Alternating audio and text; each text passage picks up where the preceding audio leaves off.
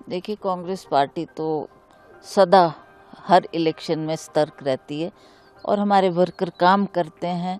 पिछले विधानसभा की आपको बात कहें तो पिछली वर्कर जितना काम वर्करों ने किया और हमारी सरकार बना के दी, इतने विधायक जीत कर आए, इस बात का हमको गर्व है।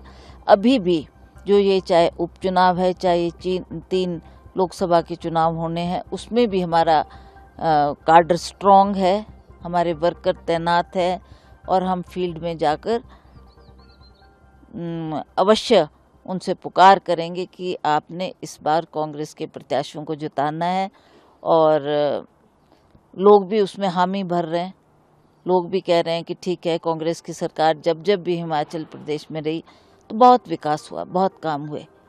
और उसी तरह से इन चुनावों के लिए भी हम लोग तैयार हैं और शीघ्र ही हमारी मीटिंग होने जा रही है और हम इसमें तय कर लेंगे कि कौन कैंडिडेट होगा, कहाँ से कौन कैंडिडेट होगा और उसके बाद मैदान में उतरेंगे।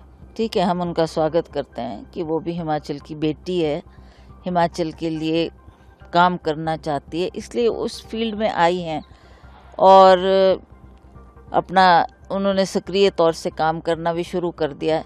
हम भी अब शीघ्र ही चुनाव के मैदान में उतरेंगे और हम कभी भी, कांग्रेस पार्टी कभी भी किसी मुद्दे की तलाश नहीं करती।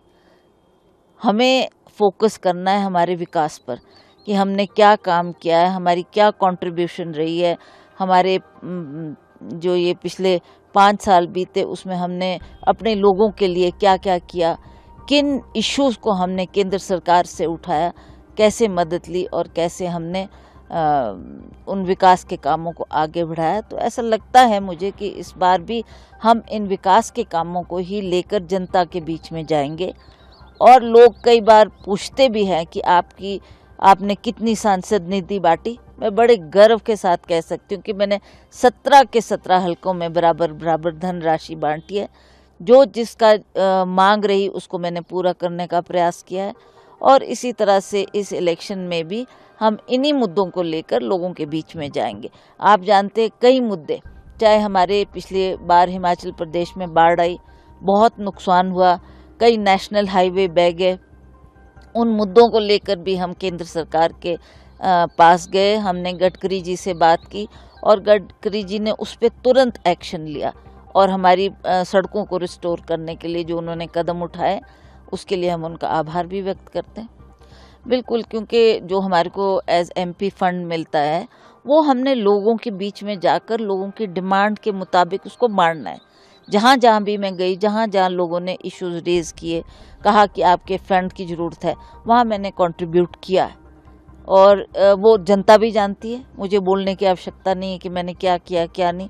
लोग जानते हैं इस बात को अच्छी तरह से कि आपने दौरे किए, आपने हर क्षेत्र को विजिट किया, आपने जितना भी संभव हो हमने जो जो मांग रखी आपने पूरी की। देखिए, वो एक महिला है, महिला का आदर करना हमारा भी कर्तव्य है और एक महिला होने के नाते मैं लोगों से भी अपील करूंगी कि इस तरीके की टिक्का टिप्पणी करना अशोभनीय है, ऐसा नहीं होना चाहिए। हम लोगों को मुद्दों पर लड़ाई लड़नी है। वो क्या करना चाहती है हिमाचल प्रदेश के लिए, खास करके मंडी क्षेत्र के लिए, वो उन मुद्दों को लोगों के सामने रखें और क्या हमने किया है और क्या हम आगे को करने जा रहे हैं वो हम उन मुद्दों को सामने रखेंगे। तो ये अगर आप ये वीडियो YouTube पर देख रहे हैं तो हमारे चैनल को सब्सक्राइब करें और बेल आइकन को दबाना ना भूलें। अगर आप Facebook पर ये वीडियो देख रहे हैं तो हमारे पेज को लाइक करें।